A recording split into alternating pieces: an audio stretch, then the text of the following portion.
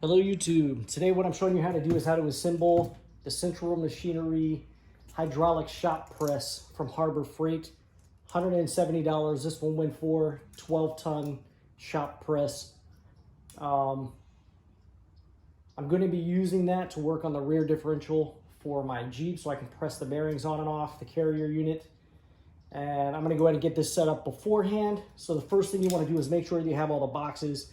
I would recommend you do this before leaving the store. We've got box 1 of 3, 2 of 3, 3 of 3. Each one says 12-ton shop press on it with the item number and everything. So make sure all that stuff matches. Make sure you have all the boxes. The next thing you want to do is go ahead and get everything out of the boxes. So I've got a razor here. I'm going to go ahead and unbox everything.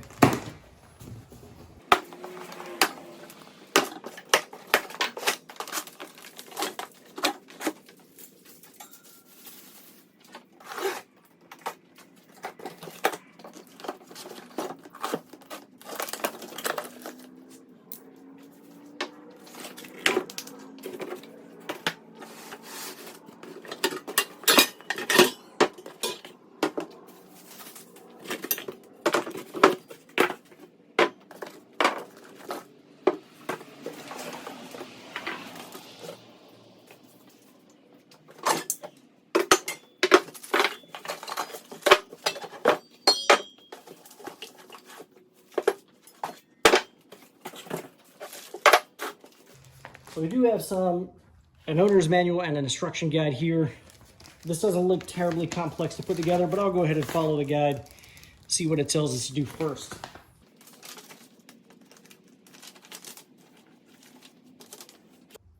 So you do have an assortment of a couple of nuts and bolts here, 4 of each, 4 short ones, 4 long ones with washers. We're going to pull those out of the bag.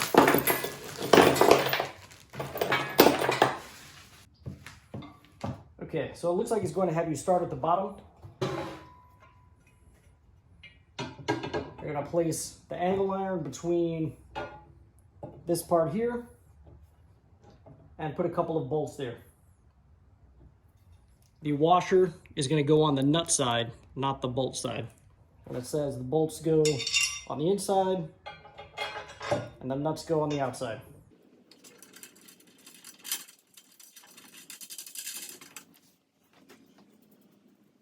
So nut through the top, or bolt through the top, nut and washer on the bottom.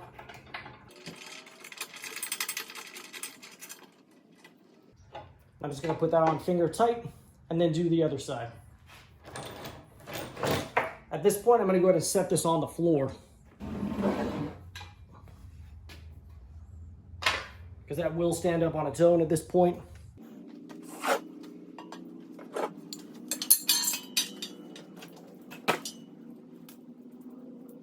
Again, bolt through the inside.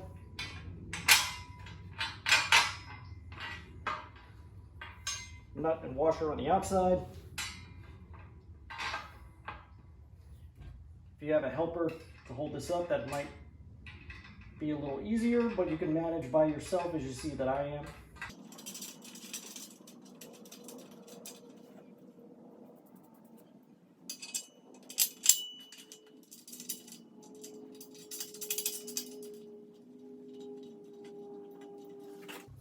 So I just made the bolts down here finger tight for the time being until I assemble the upper parts of this unit. So the next bit that needs to go in place is this right here, and it's going to bolt onto these bolt holes here using the longer bolts. So what I'm going to do is go ahead and remove the nuts and washers from 2 of these bolts so I can just slide them through as I place this part in its home.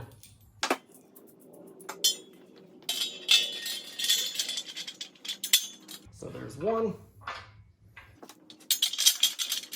there's another. Just going to place the nuts and washer on the back. Now we'll do this for all 4 bolt holes. Again, just finger tight until I get all the components where they belong.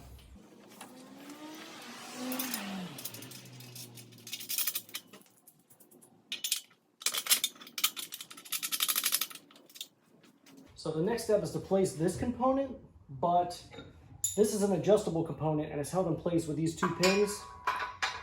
So I'm just going to slide these 2 pins and then place this wherever, just as long as it's in the same spot.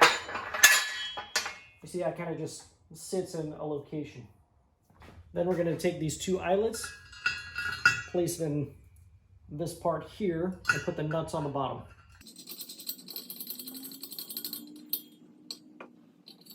I'm going to go ahead and thread those all the way up.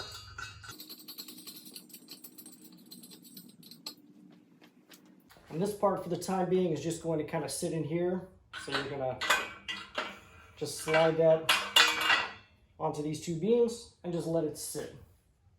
And so now there are 2 holes and some cross beams here. You're just going to hang the spring on that. Bring this up and place the spring in your eyelets. And so now this piece is just going to kind of hang. Okay, so the jack is actually going to sit here, a bottle jack. And the way you're going to be able to get that into position is you're going to thread these bolts down and give this enough room here. Undo one of your springs. See what we have now. Okay, so we've got a little tension there.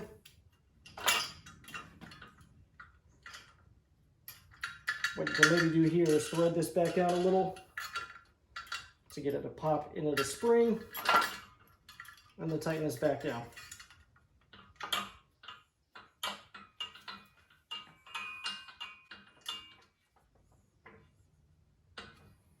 And then, so what I would do from there is tighten those bolts up to kind of hold this in position. You don't want this bottle jack sliding out of there, so you want to put a little tension on there with the springs. So I've got a 13mm deep wall socket, and this actually doesn't have a lot of tension on it yet, so I'm just going to thread this by hand again until I get a little spring tension on here. Again, just enough to kind of hold this bottle jack in position. So once I think I've got it held, I'm good. And you notice right now it's still a bit wobbly, so I am going to grab a square everything up and start tightening down these bolts. So working from the back side of the unit, I've got a 19mm socket with an extension, and I have an 18mm box end wrench I'm going to place on the other side. So I'm going to snug up one of these bolts to start. And actually, it looks like a deep wall socket might be handy here. So I've got one bolt snugged up, and then I'm going to square up this frame first. So I've got a little square here.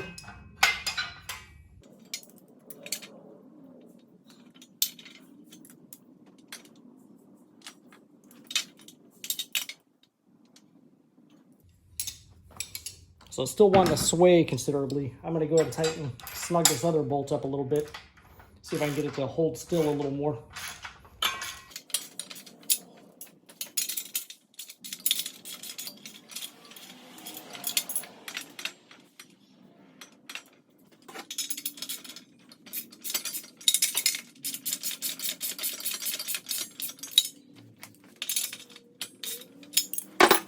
Checking my squareness again.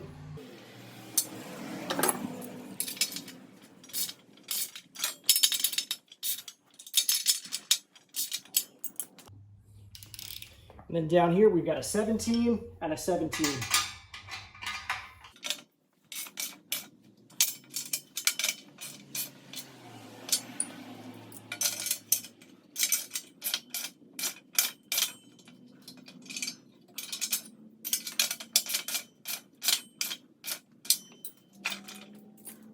So from here, your shop press should be ready for use once you've got all the bolts nice and snugged up.